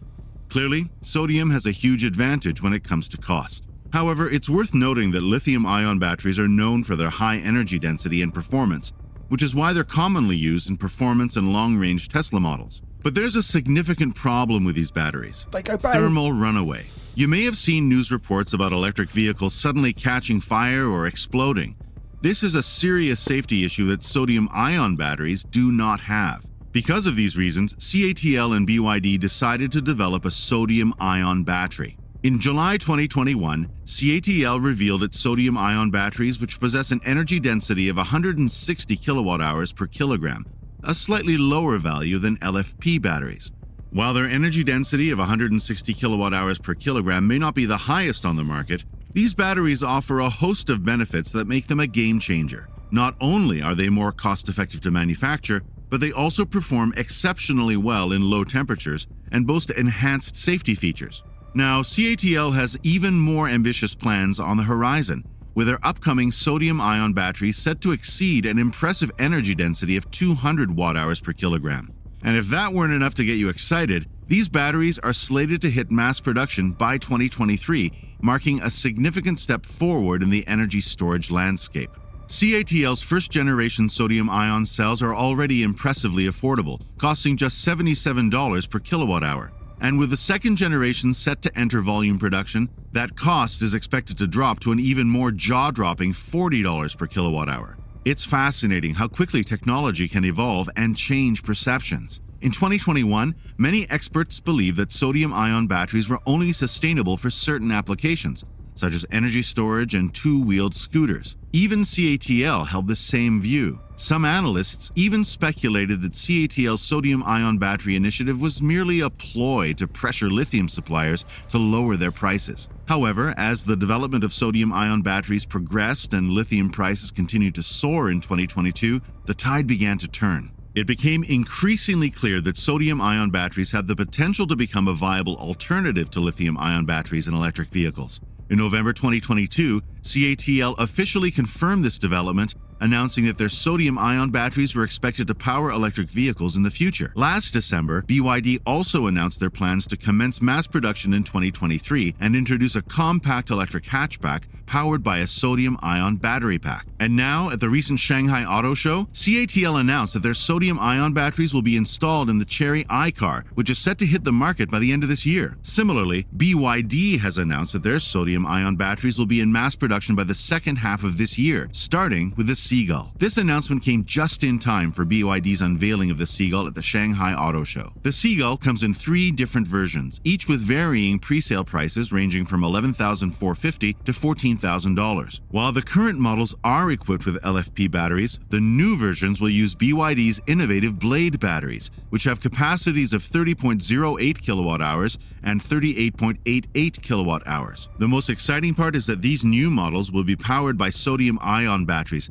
which offer significant advantages over traditional lithium-ion batteries. While they have some advantages, such as improved safety and cost-effectiveness, they also have their limitations, particularly when it comes to energy density. As a result, more sodium-ion batteries would be needed to match the energy capacity of lithium-ion batteries, making them less suitable for use in electric vehicles. However, the lower energy density of sodium-ion batteries is less of an issue for grid-scale battery storage. In fact, utilities can simply install more sodium-ion batteries to make up for the lower energy density without the need for additional space. The Inflation Reduction Act passed by Congress in August 2022 was aimed at reducing China's dominance of the lithium-ion battery market. However, a shift towards sodium-ion batteries may actually increase China's control over battery manufacturing. Of the 20 sodium battery factories currently planned or under construction worldwide, a staggering 16 are located in China, according to consulting firm Benchmark Minerals. This means that in just a few short years, China will have almost 95% of the world's capacity to produce sodium batteries, although lithium battery production will still dwarf sodium battery output. But despite China's dominance in lithium production, it faces a unique challenge when it comes to manufacturing sodium batteries. While China controls much of the world's lithium sources,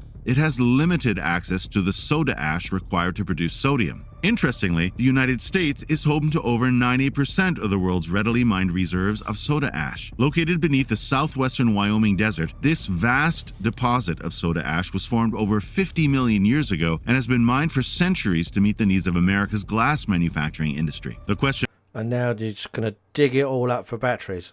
now is whether the United States will leverage this resource to become a major player in the emerging sodium-ion battery market. In the end, sodium-ion batteries present an exciting prospect for the future of electric vehicles. I don't know. I can't see it happening. Again, it's just environmental damage, isn't it? They can scream climate change as much as they like, but what about the planet itself? We're killing it. If we can kill it, you know. We're killing everything that lives on it in order for us to build electric cars. There's something else I want to show you as well. I've had enough of this one. I've had enough of it. There's a little something else I want to show you about charging points. Charging stations, look.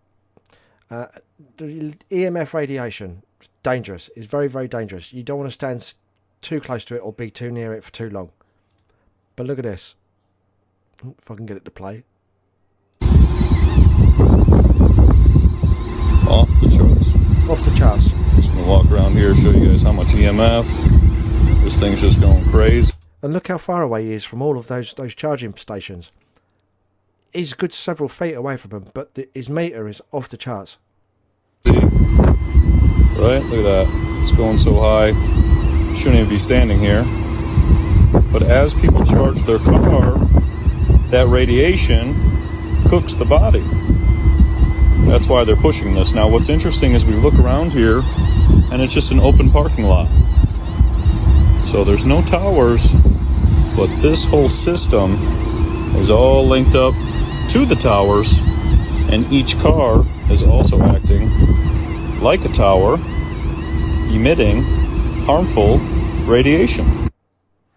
Now, once everybody actually realises everything that I'm throwing up in this stream here, it makes sense when I say that the electric vehicles in their current form are finished. You can't have this. That radiation isn't just going to kill you from being too near it. Every time you're sat there at your charging station waiting for your car to charge up, you're getting killed by the radiation that's kicking off. Now, it's not just that station. As that station feeds your car becomes an extension of that radiation field. So just being next to your car is enough to slowly and gradually cook you, basically. Now, these stations, because that energy is there all the time, it's going to kill the grass, it's going to kill plants, it's going to kill the bushes and trees and any other animals that come near that and spend any time near it. Birds, foraging animals, all sorts. It's just going to poison the lot. Awful, disgusting. Oh, gets me right riled up, that does. Right, let's have a look at this Toyota engine. Yeah, in it, Metamorph, it's phenomenal. If you didn't know all of this, you'd be blind to it. And I know one of that videos, you know that video with the 10,000 cars sat in the field in China there that we saw earlier. I know that was shown on, who was it? And We Know. He had a clip of that on one of his shows. I think it was today or yesterday, one of the two. So it was quite amazing. No, it was this morning. That's it. It was quite amazing to see how he'd picked up on that and stuck it in his video. And of course, I looked all this up yesterday and found all this stuff. And just finding all this. These people killed in their building because the e-bike down below caught on fire. Now all that radiation as well. You cannot have this. It's not right. Toyota's cooking up something new in their garage. And it's not just any ordinary vehicle. We're talking about a brand new revolutionary hydrogen vehicle. So hydrogen, water. Wasn't there a guy who built a water-based engine and he got killed for it? Mysteriously died? You may have heard about the Mirai, the hydrogen-powered Toyota vehicle that uses fuel cells to generate electricity. But now, Toyota's come up with something completely different. They're calling it the new hydrogen combustion engine. This technology could be a game changer in the automotive industry. Unlike other manufacturers that have gone all electric, Toyota is taking a different route. But it's not. Jen, I can't say for sure without having a meter to stand there and read it, but I would assume it's exactly the same process, and yes, I would have to say yes. It's exactly the same principle and process. You've got that extension from your power supply going to your car. There's going to be that EMF field there. It might be less because those EMF stations at those car parks, they're basically industrialized versions because they know that, or they want lots of people to be using them all the time. They're going to be the cars plugged in all the time there. So there's going to be a much stronger field because of those power supply units that are there. So there will be a difference between those and the one that is set up at your home. How that works at your home, I don't know, but there will be some form of EMF radiation field come off it. There is in all electricals. Everything electric has an EMF. You can actually get cheap EMF readers as paranormal hunting kit. They're quite cheap on eBay, so if you want to find one, you can just order one and just test it for yourself.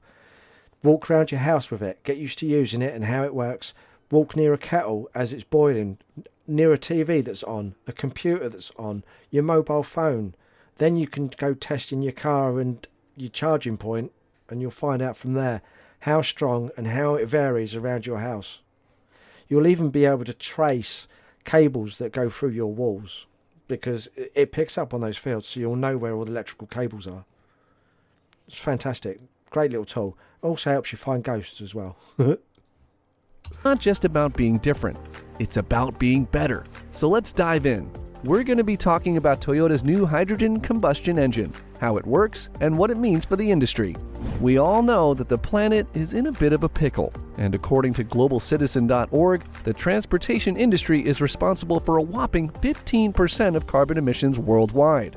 And it's no secret that traditional combustion engines have been a big contributor to the pollution problem.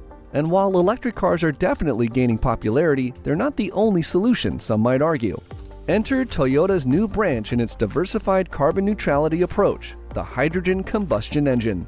Hydrogen is the most abundant element in the universe and has the highest specific energy density of any non-nuclear power source. It's exhaust-free and non-toxic and can be created using many sources, stored indefinitely, and shipped relatively easily. Millions of tons of hydrogen are produced and used without incident every year, and it's already being used as a power source in buildings, electric cars, forklifts, ships, and trains.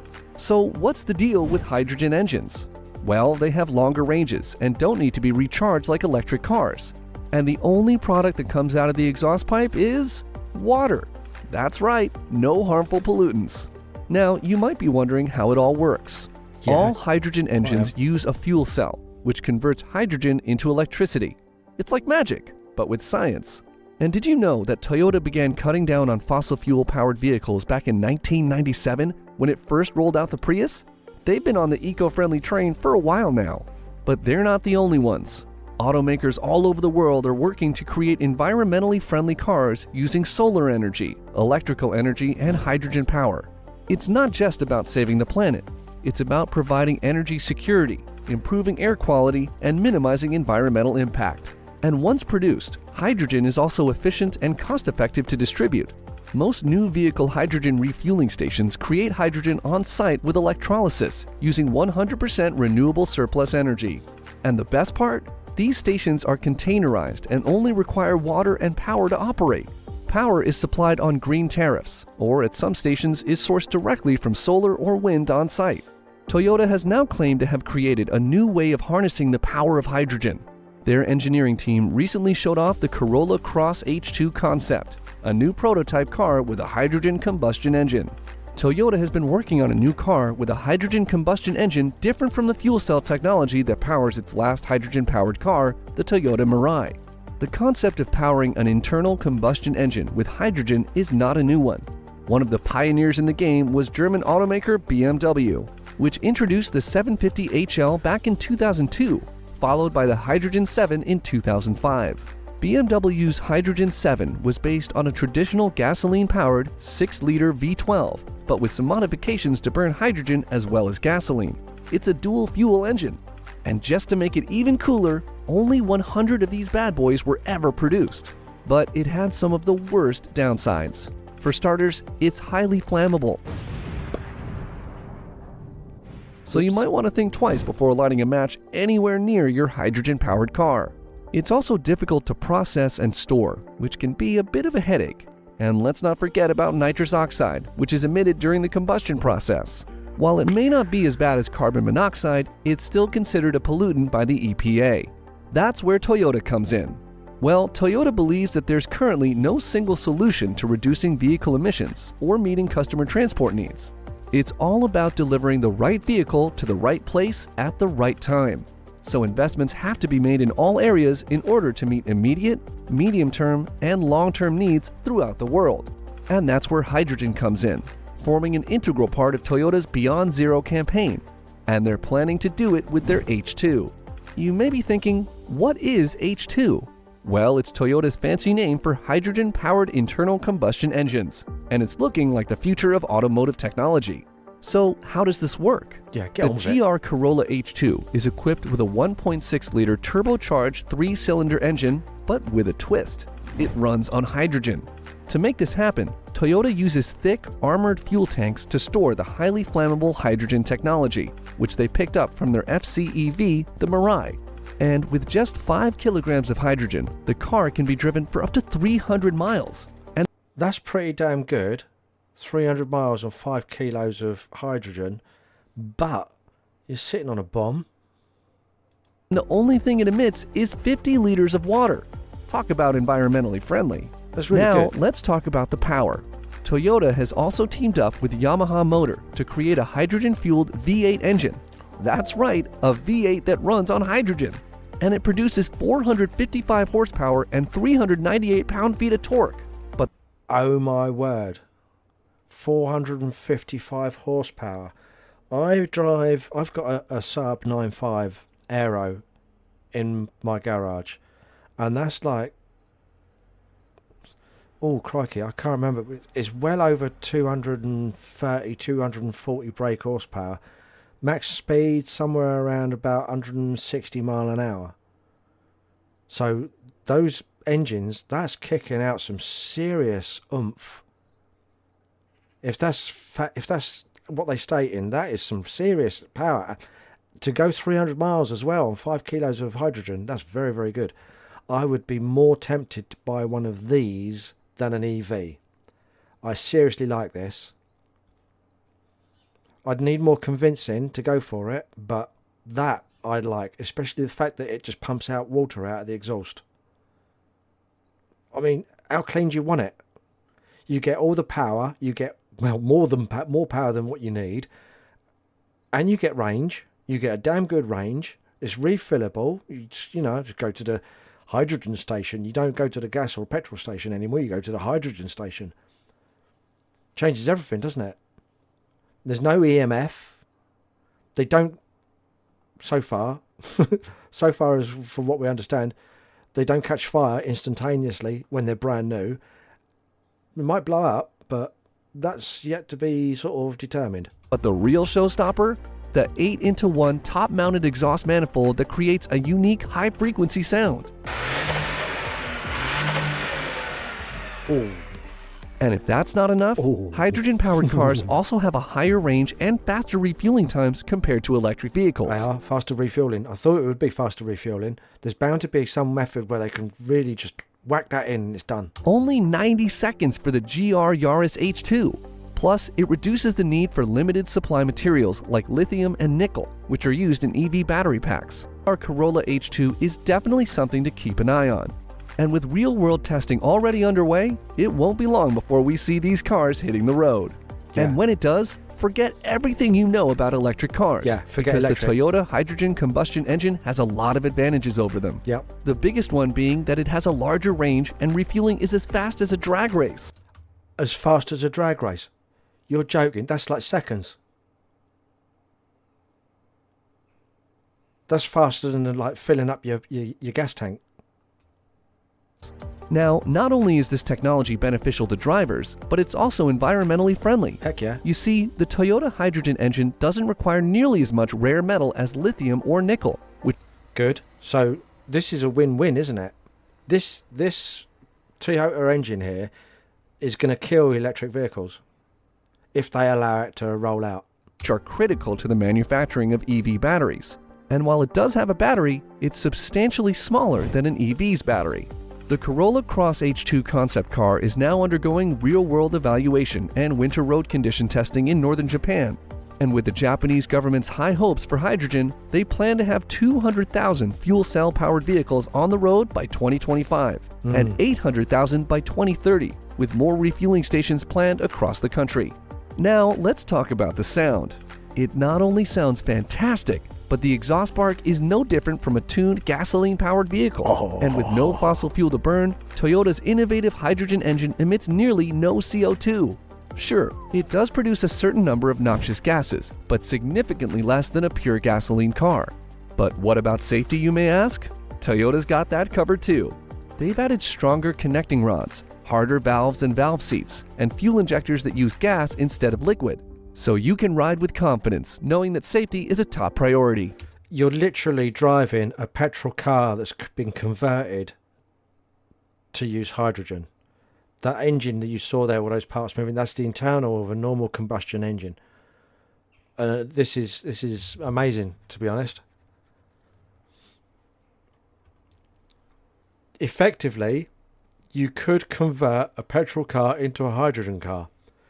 How long it would last would depend on the original manufacturer's spec for the strength of the components inside that internal combustion engine. Now, let's get to the nitty-gritty. What are the benefits of this new technology? Well, let's start with the main drawback of electric cars: charging. We've all heard the horror stories, but with hydrogen, it's no big deal. Just like an ICE car, hydrogen takes 90 seconds to fill up, and although there aren't many outlets right now supplying it, they normally integrate well with traditional gas stations. I said seconds, didn't I? 90 seconds to fill up. Plus, the small battery in the GR Yaris H2 requires fewer raw materials like lithium or nickel, making it even more environmentally friendly. Wow, what an engine. Hello. What a car. I like that. Not so much the car, but the engine. That's phenomenal.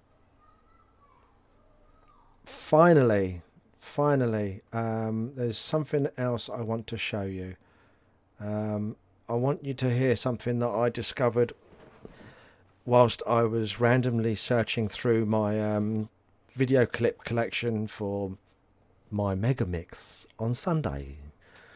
This particular young lady, she's what's the word? Translated.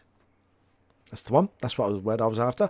She's translated some documents. I think she got them from Poland. And it's about the PCR test.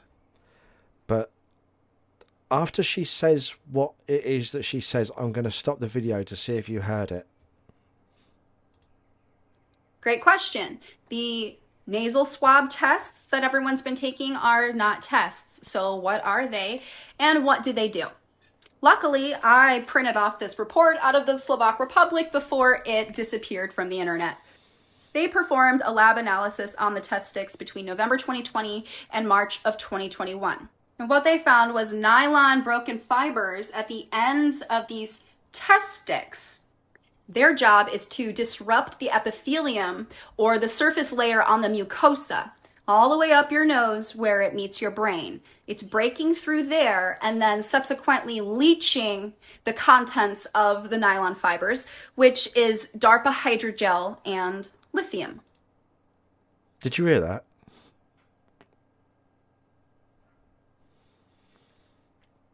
Lithium on the PCR tests. Why?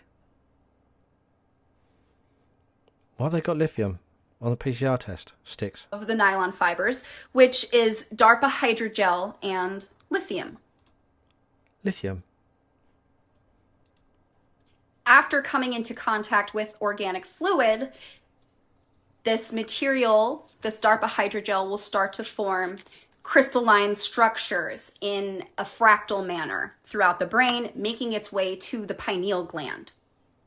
The DARPA hydrogel creates 3D crystalline structures, and they grow throughout the tissue. I'm going to read this part word for word. After spawning a mixture of nylon fiber fragments, DARPA hydrogel remains on the nasal mucosa under the pituitary and pineal gland, along with lithium. This mixture immediately reacts with living structures to form crystals that are directly oriented to the pineal gland, which has its own electromagnetic field. The shape of the crystals. Isn't it funny? Lithium and electromagnetic fields discussed about a PCR test kit.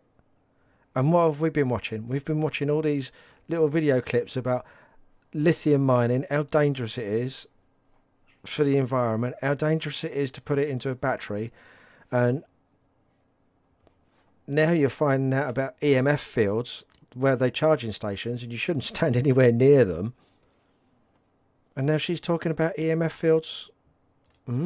Determines the type of hydrogel used. The crystals are conductive due to the lithium contained in it. The crystals can receive the signal from the transmitter to the cell and transmit signals from the cell to the transmitter. These are actually nano antennas.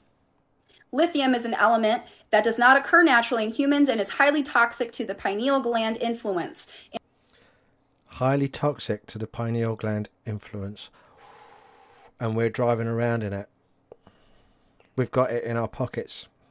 In low doses, it blocks it, and in higher doses, it can completely destroy it. Aluminum and mercury also have toxic effects on the pineal gland, which are widely used in jibby jabs. The pineal gland produces serotonin, a hormone of happiness, and controls human biorhythms. It is crucial for higher brain activity, creativity, foresight, sixth sense, etc., and for social interactions of man. DARPA hydrogel is an artificial substance that creates a converter between the electromagnetic field and living cell, tissue, and organ, converts an electromagnetic signal from transmitter to a signal which a living cell understands and responds to. DARPA hydrogel and lithium block and destroy the pineal gland and cause the thinking person to become a controllable bio-robot. The jibby jabs also contain DARPA hydrogel, lithium, and patented genetic information. So Great. There you go, ladies and gentlemen. That is your infotainment for this evening. And by the way, all of that is available on my website. This is my page, which I put up last night. For everything that you've just seen, it's all here. I have recorded the show. It will be going on to Rumble later. But why have I posted that one twice? Oh, I'll have to change that. Oh, no, it's not. Yeah. But yeah, that's all available on my website there. It's all there. Should anybody care to gander over to that. So that's everything you've just seen. And thank you very much for watching. I hope you've learned something about lithium, cars, China, its sales, its scam, its corruption, EMF fields, hydrogen engines. And the hydrogen engine looks really good. I really want to try one of those cars. I'd love to get my hands on one of those. Just for the feel of it, just to drive it and see how it compares. If it's saying what it's... If it's showing what it's showing, it shouldn't feel any other different from any other car. And I'd love to have that. I'm a stick shift. I'm a manual driver. I don't like autos. You cannot bump start an automatic car. Petrol. You can't bump start diesel, but you can bump start gas petrol. And you can't bump start an auto. I love the feel of the driving with the stick shift. I've got much more control over the car with that. For not only moving forwards but stopping as well, because you can use the gears to stop along with the brakes. You can change down a gear or two. So yeah, that hydrogen car, that looks fantastic. It's for all the specs, the exhaust, what comes out of the exhaust, water, the refueling, 90 seconds, full tank, 90 seconds, bosh, gone, done. Wow, you're away. It takes minutes with petrol and diesel. Sometimes like up to 5 minutes, depending on the size of your tank and how much you're putting in. But yeah, hope you found that interesting. And thank you very much for watching. And someone sent me a text message. Yay! And where's my little... There he is. I found it. Oh no, not that one. Where's he gone? Oh man. Tippy bubble, it's disappeared. Every time, this is something I've noticed with this, is every time I want this one particular sticker, it's gone. I can't find it. They seem to disappear every time I want that particular one. Where on earth has that gone?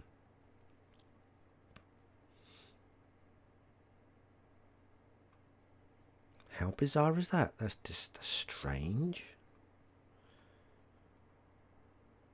No, no, no, no. No. Weird. Where on earth? I had it here earlier.